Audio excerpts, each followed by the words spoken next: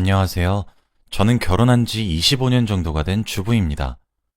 그냥 문득 살아온 세월을 회상하다가 제 이야기를 한번 하고 싶어서 이렇게 사연을 보내게 되었어요. 지루한 이야기일 수도 있겠지만 들어주시면 감사하겠습니다. 제 부모님은 제 또래 친구들의 부모님에 비해 연세가 있으셨습니다. 저희 부모님은 저를 아주 늦게 낳으셨거든요. 어머니와 아버지, 두 분 모두 형태가 없는 사랑보다는 일에 대한 욕심이 많으신 분들이셨습니다. 공부하는 것을 좋아하시고 성취하시는 것에 보람을 느끼시는 것을 좋아하셨어요. 그 때문인지 두 분 다 결혼하는 시기를 놓치셨다가 늦게 결혼을 하셨어요. 결혼을 했을 당시에 어머니는 37살이었고 아버지는 40살이셨죠. 지금 같은 세상에서는 저 나이 때에 결혼을 하는 사람들도 많고 인생은 마음부터 이런 말들도 있었지만 어머니와 아버지의 세대에서는 결혼을 정말 늦게 하신 편이라고 하시더라고요. 어머니와 아버지는 공부에 흥미가 많았는데 심지어 잘하기도 하셨습니다. 아버지는 심지어 그 시절에 유학까지 갔다 오시기도 하셨죠. 아버지는 해외에서 일을 하시다가 부모님을 뵙기 위해 한국에 잠시 들어온 적이 한 번 있었다고 해요. 그런데 바로 그때 저희 어머니를 만나게 되신 거죠. 우연한 기회로 어머니를 마주치게 되었는데 바로 그때 첫눈에 반하셨다고 하시더라고요.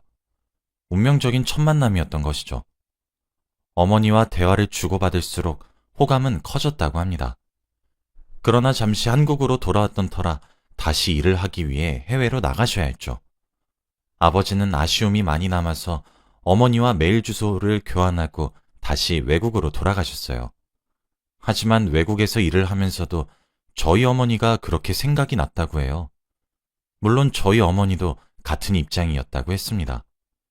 그렇게 메일을 주고받으며 서로 연락하다가 아버지가 한국에 들어오시면 종종 만나셔서 데이트를 하셨다고 해요.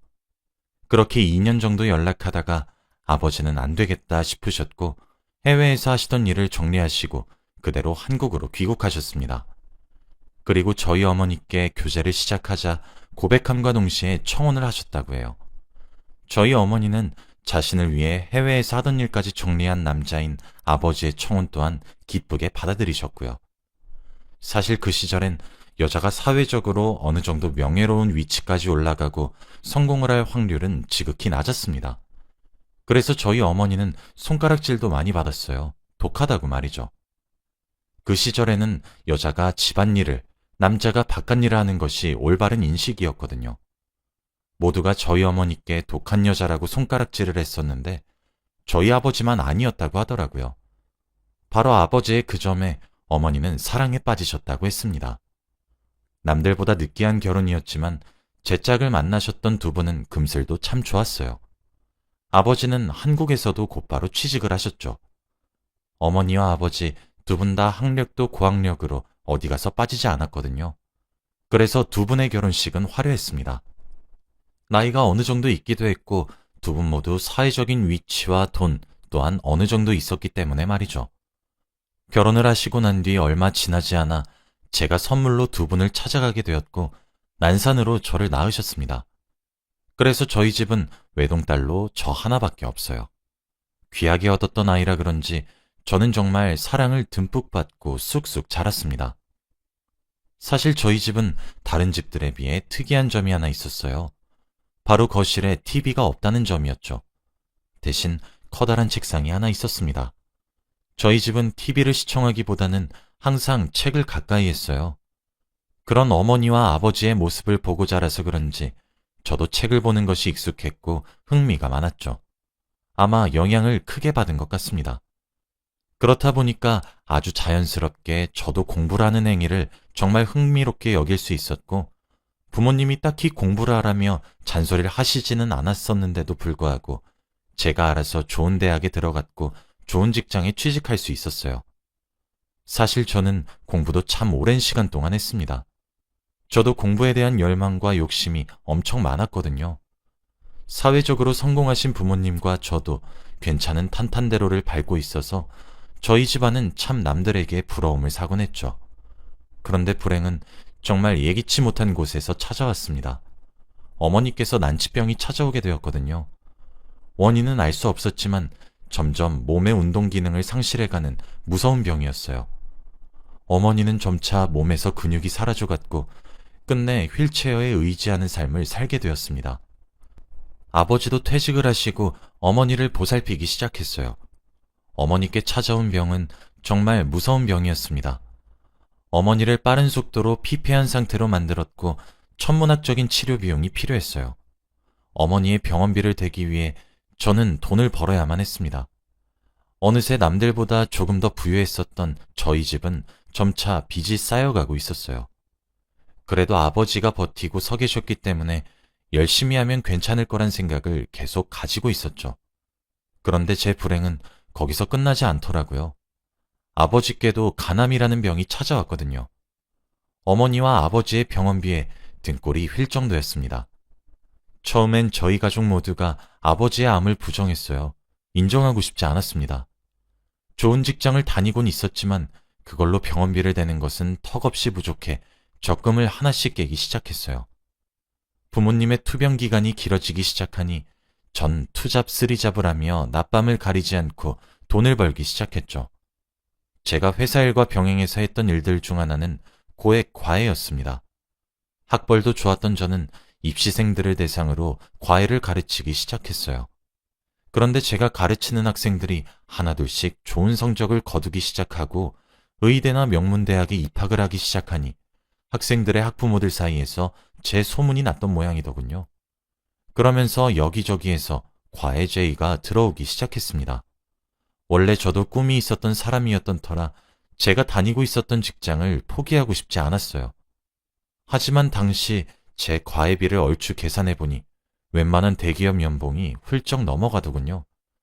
저는 결국 제 커리어를 포기하고 과외 선생님이란 직업으로 전향을 할 수밖에 없었어요. 제 이상과 로망보다 부모님의 건강이 더욱 소중하고 중요했으니까요. 실제로 제 선택은 탁월했습니다. 부모님 두 분의 천문학적인 병원비를 과외비로 충당할 수 있었습니다. 그 당시에도 몇 명의 남자들을 만났어요. 아버지는 이렇게 살다 자신이 죽는 것 아니겠냐며 그 전에 제 결혼식을 가고 싶다 하셨거든요. 그리고 저도 의지할 만한 곳이 필요하기도 했고요. 하지만 그 시절 만난 3명의 남자친구와는 전부 헤어져야만 했습니다. 처음엔 모두가 이런 제 사정을 헤아려 주었고 대견하다고 말해 주었고 이해를 해 주었지만 점차 시간이 지나가면 지나갈수록 저를 부담스러워하기 시작했거든요. 살인적인 과외 일정에 질려하더니 결국 끝내 헤어지자고 얘기를 하더라고요. 병원비로 인해 생겨난 빚과 또 충당해야 할 병원비와 생활비 등을 충당하기 위해서는 어쩔 수 없는 선택이었지만 막상 현실의 벽에 부딪혀 헤어져야 하는 상황에 놓이니 속이 쓰린 것은 어쩔 수가 없었어요. 그러던 어느 날이었습니다. 제가 회사를 다니면서 처음 과외를 맡았던 학생의 어머니께서 연락이 오셨더라고요. 사실 그 집안 어머님의 입김으로 제가 과외 선생님으로 전향을 할 수 있었기 때문에 고마우신 분이기도 합니다. 그리고 그 집의 3남매 모두를 제 손으로 대학을 보냈기 때문에 종종 연락을 하곤 했었고요. 물론 아이들과도 연락을 계속했었죠. 오랜만에 집으로 초대해 식사를 대접하겠다는 말씀에 감사하다고 말하며 방문을 했어요. 오랜만이라며 웃고 즐기며 아이들 얼굴도 보고 그러면서 시간을 보냈죠. 어머님께서는 제게 둘이서 오랜만에 차 한 잔을 마시자고 제안했어요. 그러면서 듣게 되었습니다. 어머님이 제게 선을 보겠냐고 권유하시더라고요. 본인 외가댁 조카 중 한 명인데 저를 소개시켜주고 싶다고 하셨습니다. 그쪽 집안은 장사꾼 집안이라고 했어요. 부모도 그렇고 그 집 자식들 모두가 공부와 거리가 먼 집안인데 며느리로 학벌 좋은 며느리를 원한다고 하더라고요. 그런데 그 말을 듣는 순간 제가 딱 생각이 났다고 합니다. 학벌도 좋고 참한 여자가 하나 있는데 물어봐 주겠다고 하셨대요. 그리고 그게 바로 저였던 거죠. 어머님께서 말씀하시길 대대로 장사를 하고 있었는데 사업이라고 하기엔 규모가 작고 장사라고 하기엔 규모가 크다고 했어요. 현재 그 사업을 물려받기 위해 일을 배우고 있다고 하더라고요. 그렇게 선을 보게 되었습니다. 첫인상을 보면서 바로 느껴졌어요. 저와 너무 다른 스타일이란 사실을 말이죠. 아무래도 사람을 상대로 장사를 하는 사람이다 보니 말도 능숙하게 잘하는 듯 했어요. 다소 거친 면이 없지 않아 보였지만 조심하는 것도 많이 느껴졌죠. 본인이 하는 일에 대한 자부심이 커 보였고 자존감도 정말 높아 보였습니다.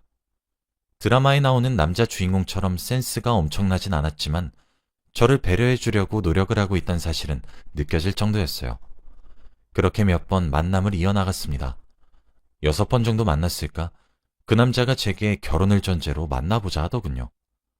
본인은 부모가 결혼을 원하는 며느리상과 결혼을 하게 될 건데 이왕 그렇게 된다면 저랑 하고 싶다고 했습니다. 저는 그 말에 제 가정사를 전부 말했어요. 어머니는 난치병에 걸리셨고 아버지는 간암에 걸리셔서 병원비에 생활비를 충당하는 것도 바쁘고 집안에 빚이 얼마나 있는지도 말이에요. 그랬더니 그러더군요. 자신의 집은 돈이 많고 학력이 없고 제게는 돈이 없고 학력이 있지 않느냐고, 그렇다면 우리 서로 부족한 부분을 채워줄 수 있지 않겠냐고 했습니다. 자신과 결혼을 하게 된다고 하면 부모님의 병원비와 생활비를 책임지는 것을 떠나 저희 집의 빚 또한 갚아주겠다고 하더군요. 하고 싶은 공부가 있으면 지원도 끝까지 해줄 수 있다고 했습니다. 하지만 제게 며느리로서의 도리와 아내로서의 도리는 충분히 해달라고 하면서 말이에요. 자신이 느끼기엔 우리가 꽤 잘 맞을 것 같다는 생각이 들어서 이렇게 말을 하는 것이라고 했어요. 저는 고민해 볼 테니 시간을 조금 더 달라고 했고, 그렇게 2달 정도 고민의 시간을 가지게 되었습니다. 솔직히 흔들렸어요. 그렇게 그 남자와 결혼을 하게 된다면 사랑이 없는 결혼이 되겠지만 편안하고 안락한 삶을 살 수 있을 것 같더라고요. 제 결혼의 목표가 사랑하는 사람과 알콩달콩 살고 싶은 것이라면 그 목표를 위해 포기를 해야 하는 것들이 어느 정도 있을 거고, 사는 데에 경제적인 부분이 문제가 되어 그 부분을 해결해야 한다면 감수하고 포기해야 되는 부분도 있을 거란 생각이 들었어요. 제가 원하는 것이 뚜렷하다면 그 뒤에 수감되는 고통들을 감수하고 견디기가 더 나을 것 같더군요. 그리고 저는 더 이상 그렇게 무언가에 치이는 삶을 살고 싶지가 않았습니다. 무언가를 선택하면 그에 따라오는 것들은 반드시 있으니까요. 20대 후반의 나이부터 갑작스럽게 찾아온 불행의 연속에 지칠 대로 지쳤고 누군가가 내미는 도움의 손길을 뿌리치기가 힘들었습니다. 어차피 사랑으로 결혼을 해도 그 사랑이 몇 년밖에 가지 않다가 다들 우정으로 산다는데 죽기 전에 제가 가정을 꾸리는 모습을 보고 죽는 것이 꿈이라는 말을 하시는 부모님을 외면할 수도 없었죠. 어차피 사랑으로 결혼을 해도 그 사랑이 몇 년밖에 가지 않다가 다들 우정으로 산다는데 우정으로 시작해도 되지 않을까 하는 합리화를 하기 시작했어요. 죽기 전에 제가 가정을 꾸리는 모습을 보고 죽는 것이 꿈이라는 말을 하시는 부모님을 외면할 수도 없었죠. 그렇게 그 남자와 결혼을 하게 되었습니다. 제 상황이 막막한데 이런 집안의 자식을 며느리로 삼으려는 집안도 많이 없잖아요. 그렇게 10번도 채 되지 않는 만남 끝에 저희는 결혼을 전제로 만나게 되었고 만난 지 6개월 만에 결혼을 하게 되었습니다. 제겐 시댁이 생겼죠. 시어머니와 시아버지도 인자하셨습니다. 대대로 장사를 해오신 분들이라 조금 억세신 부분들은 많았지만 속정이 많으신 분들이셨죠. 저는 혼수를 해가지도 못했고 집을 해가지도 못했어요. 몸만 갔어도 다행일 정도였는데 제 남편은 빚까지 갚아주었죠.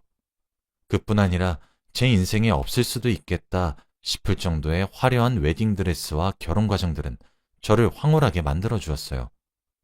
결혼 전 부부로서의 의무를 지키기만 해달라는 남편의 제안 역시 저는 잘 지켰고 그 대신 저희 부모님의 투병 생활을 조금 도와달라는 제 요청도 남편은 잘 지켜주었습니다. 남편과 결혼을 하고 살인적인 과외 스케줄도 줄일 수 있게 되었어요. 그렇게 줄이고 싶어도 줄일 수 없었는데 참 아이러니했죠. 남편은 제가 하고 싶었던 공부에도 지원을 해주었어요. 관심사가 달라서 결혼 전엔 참 많은 걱정을 했었는데 막상 같이 살고 보니 재밌게 살 수 있더군요. 남편과 시댁 덕에 저는 마음 편하게 제 부모님을 모실 수 있게 되었고 잘 보내드릴 수 있게 되었습니다. 지금은 두 분 다 돌아가시고 계시지 않아요. 하지만 남편이 저희 부모님의 투병 생활을 도와주지 않았다면 저는 많은 부분들이 제게 한으로 남았을 것이라 단언할 수 있습니다. 남편에겐 참 고맙죠. 어머니와 아버지의 임종을 지켜야 할 때에도 남편은 저희 부모님께 자기 걱정은 접어두고 괜찮으니 믿고 맡겨달라고 위로해주기도 했어요. 그 말에 안심하시고 세상을 차례로 떠나가셨습니다. 남편과 시댁 어른들께서는 공부에 흥미와 재능이 없으셨을 뿐이지 며느리인 제 말도 귀 기울여 들어주시고 사랑해 주시더군요. 돈 보고 결혼하긴 했지만 세월이 지나고 저희 부부 사이에 아이도 생기고 나니 불나방처럼 뜨겁고 열렬한 사랑을 하진 못했지만 연탄불처럼 은은하고 오래가는 사랑을 할 수 있게 되더군요. 여유로움에서 느낄 수 있는 안락함이 참 좋았어요. 불같이 뜨거운 사랑도 있지만 편안하고 여유로운 사랑도 있다는 사실을 알게 되었습니다. 저는 결혼 이후에도 소수정예로 과외는 계속해왔어요. 학부모님들 사이에 소문이 많이 나기도 했죠. 남편은 그런 제게 작은 학원을 차려보는 것은 어떻겠냐고 하더라고요. 저희 동네에 영어와 수학을 가르치는 단과 학원을 하나 차리게 되었고 지금은 제가 어엿한 원장의 자리에 앉아 있습니다. 남편이 장사꾼이긴 한 것인지 아니면 제게 가능성을 본 것인지 모르겠지만 학원은 성황리였어요. 제가 하고 싶었던 공부는 접어야 했지만 또 다른 제 적성을 찾았기에 접은 공부에 대한 미련이나 후회는 없습니다. 또 저는 결혼 후 딸과 아들을 하나씩 낳았어요. 알고 보니 시댁 자체가 손이 무척이나 귀한 집이었는데 제가 아이를 둘이나 임신해서 저를 복덩이처럼 대해주시더라고요. 제가 아이들을 가르치는 직업을 가지게 되어 그런지 저희 아이들도 하나같이 서울에서 내로라 하는 명문대학교에 입학해서 현재 딸은 졸업을 해서 좋은 곳에 취직을 해서 회사를 다니고 있고 아들은 지금 군대에서 전역한 지 얼마 되지 않았습니다. 지금 딸아이의 나이가 딱 제가 힘들어했을 시절 또래의 나이라 그런지 옛날 생각이 참 많이 나는 것 같아요. 며칠 전 남편에게 나랑 결혼해야 되겠다는 확신은 언제 든 거냐고 물으니까 제 가정 환경을 보고 그런 생각이 들었다고 하더라고요.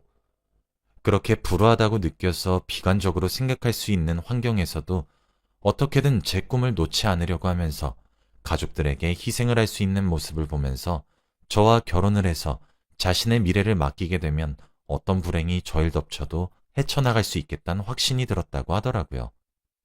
세상 사람 모두가 완벽할 수도 없는 노릇이고 서로 부족한 부분이 있으면 채워가면 되는 부분이라고 생각했기에 제 경제 환경이 하나도 흠이 되지 않았다고 합니다.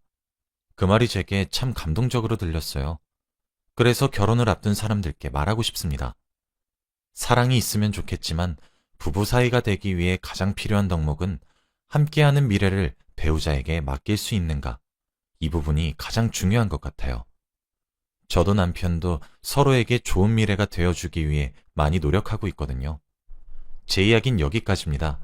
긴 이야기를 들어주셔서 감사해요. 다들 건강 유의하시길 바라며 행복하세요.